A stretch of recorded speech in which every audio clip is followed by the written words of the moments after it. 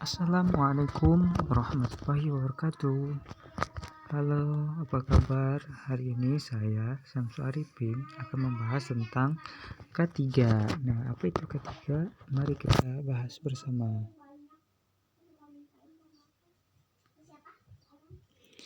Nah, tadi K3 adalah upaya perlindungan, keselamatan, kesehatan, dan kesejahteraan pekerja pada suatu institusi, proyek, atau tempat kerja. Nah, ketiga diatur dalam Undang-Undang Ketenagakerjaan Nomor 13 Tahun 2003 Pasal 87. Nah, sebelumnya ketiga itu adalah keselamatan dan kesehatan kerja. Jadi ketiga itu adalah kepanjangan dari keselamatan dan kesehatan kerja.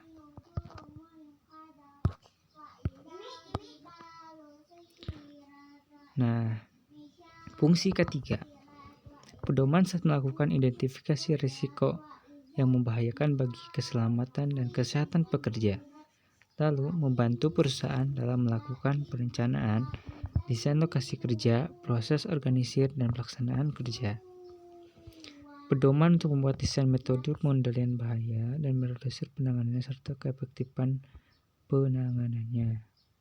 Lalu, pedoman untuk memantau kesehatan pekerja, memberi standar informasi, edukasi, dan juga pelatihan tentang kesehatan dan keselamatan kerja bagi para pekerja.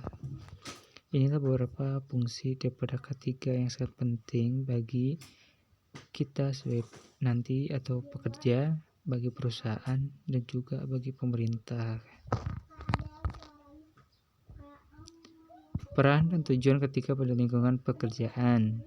1. Mengingatkan setiap tenaga kerja berhak untuk memperoleh perlindungan kesehatan dan keselamatan untuk menunjang kesejahteraan hidupnya. Jadi, keselamatan, kesehatan kerja adalah hak dari setiap pekerja.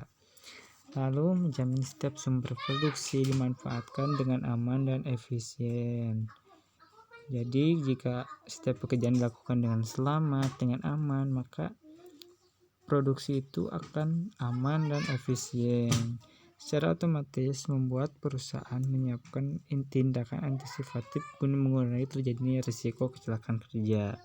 Setiap kecelakaan musibah tentunya tidak ada yang ingin merencanakan, tetapi setiap perusahaan harus melakukan hal antisipatif ataupun pencegahan itu mengurangi risiko terjadinya kecelakaan kerja tadi. Nah, lalu ruang lingkup K3. Secara singkat, ruang lingkupnya ada 3, yaitu metode kerja, lingkungan kerja, alat kerja, dan material. Metode kerja adalah cara kita bekerja, ada 1 ruang lingkup diatur bagaimana caranya kita bekerja dengan aman agar tidak terjadi kecelakaan kerja. Lalu lingkungan kerja adalah lingkungan tempat sekitar kita kerja, mungkin menyangkut keamanan dan keselamatan dari eksternal gitu. Lalu alat kerja dan material nih, dari permesinan, alat-alat yang digunakan untuk pekerjaan harus tetap aman dan mendukung keselamatan kita. Contoh K3 dalam ketenaga listrikan. Nah, menurut PUIL ayat 920B6, PUIL ini pedoman umum instalasi listrik. Beberapa ketentuan peralatan listrik antaranya peralatan yang rusak harus segera diganti dan diperbaiki.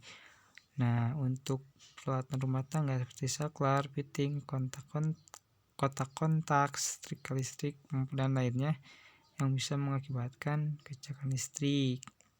Artinya ini secara umum alat-alat yang digunakan dalam dunia kerja harus di-maintenance secara berkesinambungan, ataupun ketika ada kerusakan harus segera diperbaiki atau diganti untuk menghindari adanya akibat yang ditimbulkan yang bisa membahayakan kepada para pekerja dan lingkungan sekitar. Lalu, tidak diperbolehkan mengganti pengaman arus lebih dengan kapasitas yang lebih besar, mengganti kawat pengaman lebur dengan kawat yang kapasitasnya lebih besar, memasangkan kawat tambahan pada pengaman lebur untuk menambah daya. Nah, bagian yang bertenaga harus ditutup dengan tidak boleh disentuh seperti terminal-terminal sambungan kabel dan lain-lainnya. Dalam kelistrikan ada keamanan-keamanan tertentu yang harus dipahami seperti yang tadi, harus sumber-sumber listrik itu harus ditutup gitu, seperti terminal-terminal sambungan gitu, tidak boleh terbuka nanti arusnya. Nah, yang mengakibatkan bisa terjadi kontrasi listrik dan hal lainnya. Nah, pelatan listrik yang rangkaiannya terbuat di logam harus ditanahkan. Artinya apa? Harus ada ground gitu untuk mengantisipasi arus berlebih nanti dibuang melalui ground gitu. Lalu yang kedua, menurut PUIL ayat 120 A1 tentang keselamatan kerja berkait dengan tempat kerja, di antaranya ruangan yang di dalam terdapat peralatan listrik terbuka harus diberi tanda peringatan. Misalnya contohnya awas berbahaya, ataupun dengan tanda ataupun simbol tertentu yang mengartikan bahwa tempat tersebut berbahaya gitu. Lalu berhati-hatilah bekerja di bawah jaringan listrik, karena listrik ini kan tidak terlihat alirannya seperti apa gitu, apalagi di pelatan listrik terbuka seperti tadi gitu, karena bisa saja tanpa sengaja kita menyentuhnya gitu. Perlu digunakan juga peralatan pelindung bagi pekerja di daerah yang bahaya listrik, ya apa misalnya menggunakan APD, alat pelindung diri di sini. 3. Pelaksanaan pekerjaan instalasi listrik yang mendukung upaya keselamatan kerja antara lain pekerja instalasi listrik harus memiliki pengetahuan tentang yang ditetapkan oleh PLN. Akti pekerja harus dilengkapi dengan peralatan pelindung seperti baju pengaman. Baju pengaman ini lengannya harus panjang, ini tidak boleh pendek. Lalu tidak mengandung logam tentunya, karena bisa merambatkan arus listrik, kuat dan tahan terhadap gesekan. Lalu kita harus pakai sepatu, helm dan sarung tangan supaya tidak ketika ada kontak tidak mengalir listrik itu ke tubuh kita gitu. Peralatan atau komponen listrik dan cara pemasangan instalasi harus sesuai dengan PUIL tadi ya, bekerja dengan menggunakan peralatan yang baik, tidak memasang tusuk kontak secara bertumpuk. Ya, biasanya nih di rumah-rumah atau di tempat kerja kebiasaan buruk adalah memasang tusuk kontak secara bertumpuk. Nah, tidak boleh melepas tusuk kontak dengan cara menarik kabelnya, tapi harus dengan cara memegang dan menarik tusuk kontak tersebut. Kadang untuk ketika kita ingin gampang kan, ketika tusuk kontaknya itu dicabut kabelnya, padahal itu berbahaya karena bisa menyebabkan kabelnya itu putus, apalagi ketika sedang teraliri listrik bisa berbahaya ya. Alat pengaman dalam ketiga. Nah, suatu rencana mengantisipasi terjadi kecelakaan kerja harus ditindaklanjuti dengan penyediaan perlengkapan ketiga yang meliputi alat pelindung diri, APD dan alat pengaman kerja. Nah, APD di sini mungkin masker bisa termasuk, walaupun seperti sekarang sedang pandemi ini, APD itu untuk kesehatan seperti masker ataupun sarung tangan. Nah, dalam dunia kerja pun ada yang namanya APD dan cakupannya lebih luas. Lalu ya ada namanya APK, alat pengaman kerja. Seperti apa contohnya? Mari kita lihat. Nah, ini alat APD, alat pelindung diri, ada pelindung tubuh. Kalau di kesehatan apa, hazmat. Nah, kalau di sini bentuknya macam-macam gitu. Baju kerja ini digunakan selama tugas pekerja dengan ukuran yang pas dengan postur tubuh setiap tenaga kerja sesuai dengan pekerjaan yang dilakukannya. Itu ada baju kerja dan pengaman, lalu ada rompi, jas hujan juga, misalnya kita sedang melakukan pekerjaan di cuaca atau keadaan dan kondisi ketika hujan atau cuaca tertentu itu. Ini helm. Nah, sangat penting apalagi dalam kelistrikan, karena jika kita tidak pakai helm bisa saja ketika kita ada di jaringan listrik kepala kita menyentuh aliran listrik yang bisa mengakibatkan adanya aliran listrik yang tersalur ke tubuh kita dan itu bisa berbahaya. Nah, ini selain itu untuk melindungi kepala untuk dari cedera-cedera misalnya ada runtuhan atau dan sebagainya. Lalu kacamata. Nah, kacamata ini untuk melindungi mata dari percikan logam cair, percikan ban kipas dan padian berdebu. Nah, karena mata ini organ vital yang sangat sensitif terhadap radiasi ataupun debu-debu yang berterbangan gitu. Harus apalagi pekerjaan kita banyak dilakukan di luar dan dengan material-material yang berbahaya gitu.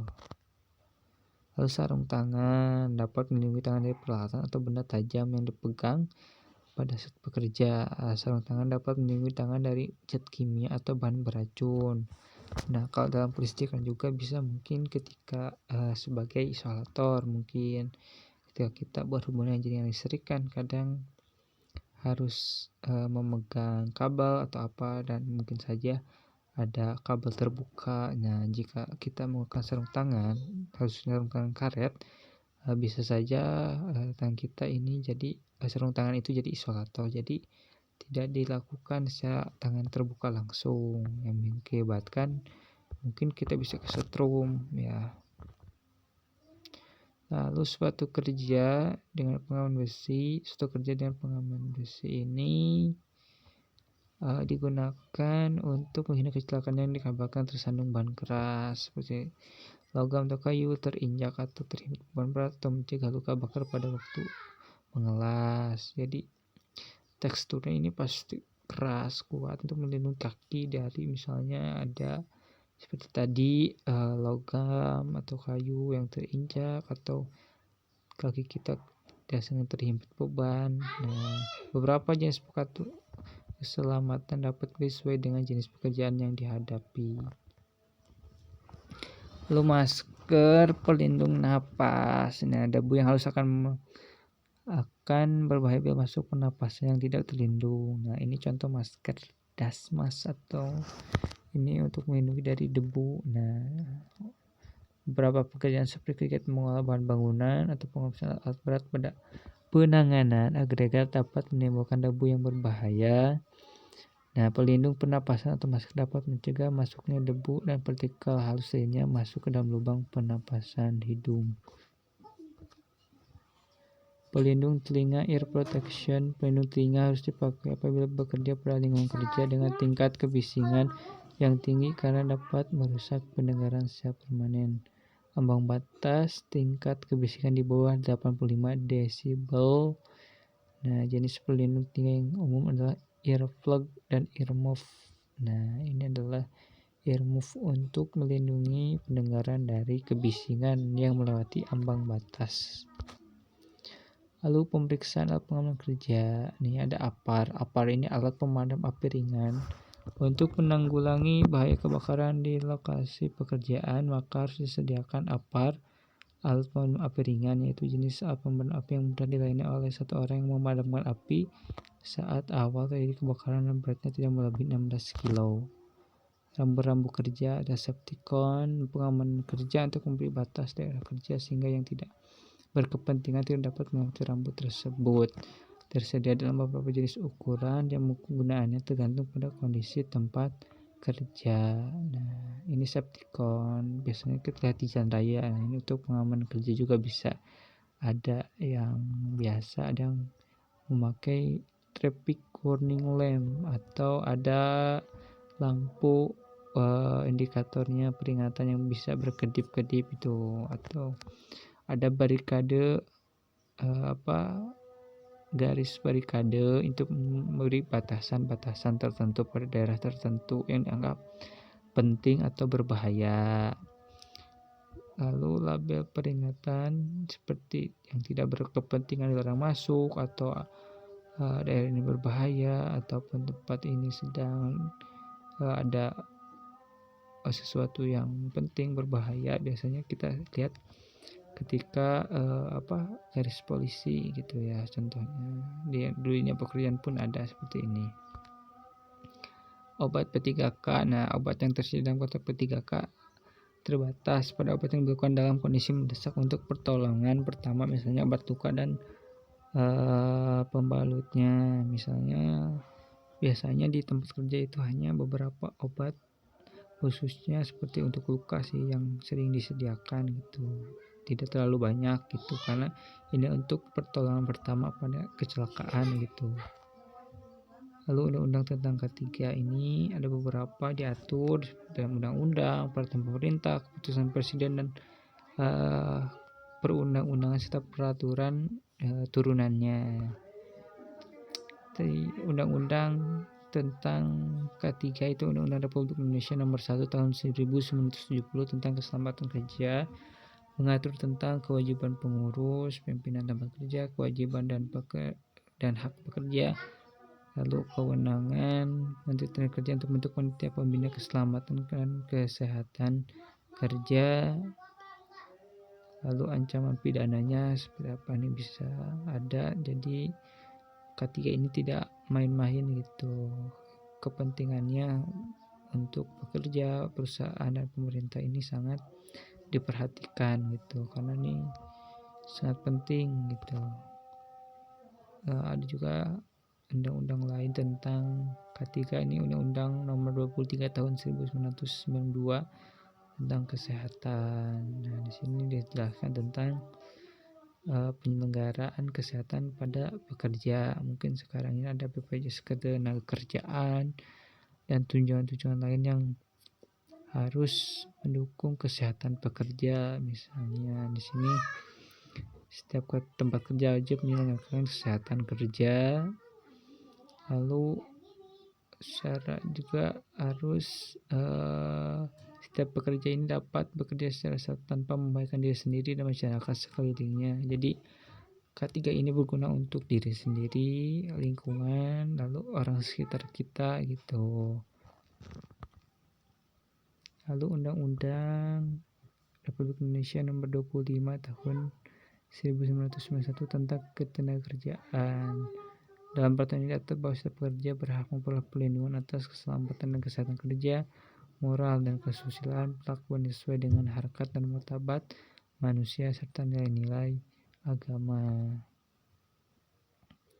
Lalu Undang-Undang Nomor 13 Tahun 2003 tentang Ketenagakerjaan diatur tentang perencanaan tenaga kerja, pelatihan kerja, kompetensi kerja, perjanjian kerjasama, waktu kerja, keselamatan dan kesehatan kerja. Itu perencanaan tenaga kerja sangat penting karena harus direncanakan secara matang agar pekerjaan nanti bisa berjalan maksimal dan efisien serta efektif. Pelatihan kerja tujuannya untuk meningkatkan kompetensi kerja. Lalu ada perjanjian kerjasama. Waktu kerja ini bisa diatur karena menyangkut tentang produktivitas para pekerja, karena kalau waktunya terlalu lama mungkin nanti mengakibatkan kelelahan yang bisa memicu resiko terjadinya kecelakaan serta gangguan kesehatan pada pekerja. Itu.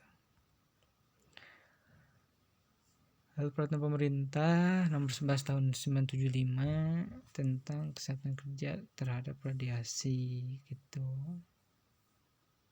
Di sini juga diatur tentang pekerjaan yang berhubungan dengan radiasi. Misalnya bekerja di daerah yang menggunakan nuklir misalnya. Walaupun di Indonesia nuklir itu tidak ada pembangkit listrik nuklir, tapi radiasi lain misalnya terhadap bahan-bahan kimia ataupun radiasi elektromagnetik itu harus diatur sedemikian agar para pekerjanya dan lingkungan sekitar tetap aman gitu. Apalagi menyangkut hal radiasi ini sangat berbahaya bagi kesehatan dan keselamatan pekerja dan lingkungan sekitarnya. Lalu peraturan pemerintah Nomor 12 Tahun 1975 tentang izin pemakaian zat radioaktif atau sumber radiasi lainnya, membahas tentang izin, kewajiban tanggung jawab pemegang izin serta pemeriksaan dan ketentuan pidananya diatur di sini. Lalu keputusan Presiden Nomor 22 Tahun 1993 tentang penyakit timbul karena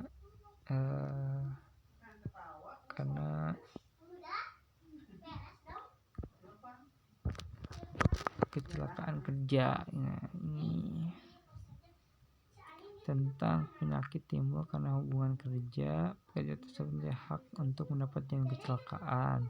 Nah, makanya sekarang itu ada apa yang namanya asuransi kerja. Kalau misalnya seperti BPJS Ketenagakerjaan atau asuransi lain di luar tanggungan hak yang ditanggung pemerintah itu.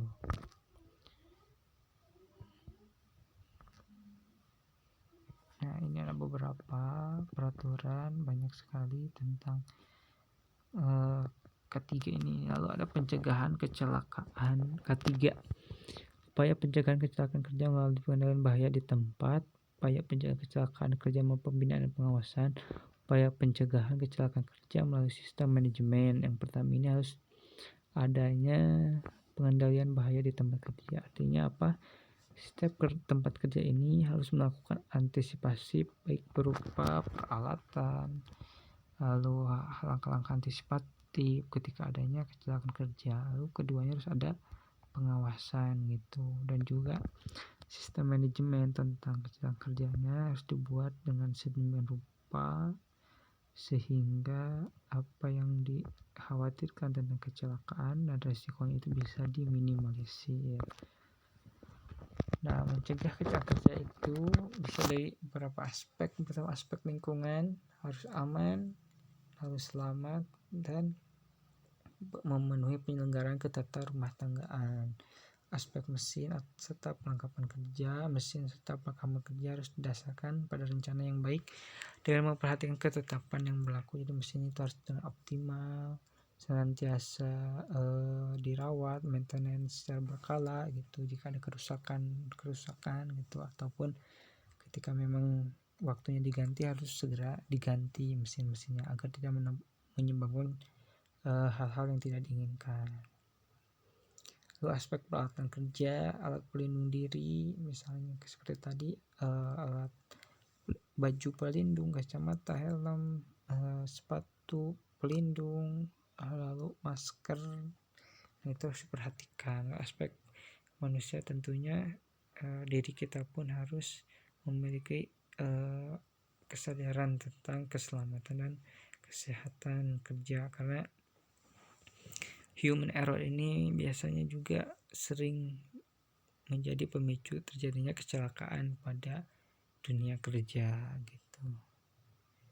Nah, kecelakaan kerja bisa dikuasai atau dihindari dengan mengaplikasikan 3E: engineering, education, enforcement. Engineering, education, enforcement ini adalah hal-hal yang bisa dilakukan untuk mengurangi atau menghindari dan menjauhkan dari kecelakaan kerja. Nah, akibat tidak menerapkan K3 ini pertama merasa tidak nyaman saat bekerja. Tentunya ketika kita bekerja dalam lingkungan yang tidak aman ataupun ada risiko-risiko yang mengancam diri kita, kita tidak akan nyaman saat bekerja.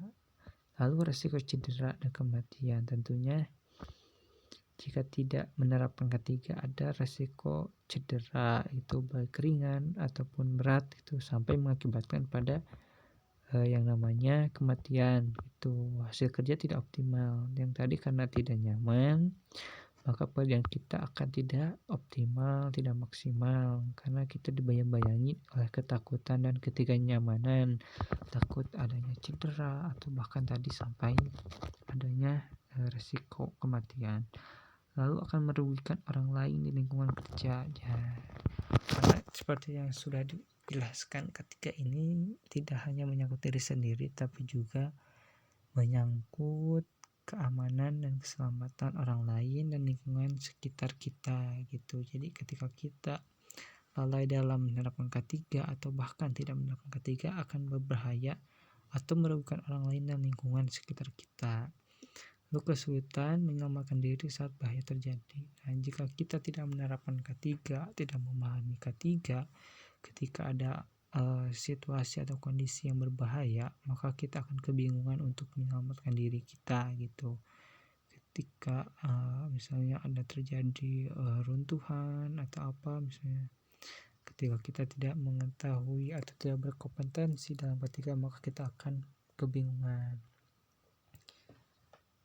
Nah, mungkin hanya itu yang bisa disampaikan. Terima kasih. Wassalamualaikum warahmatullahi wabarakatuh.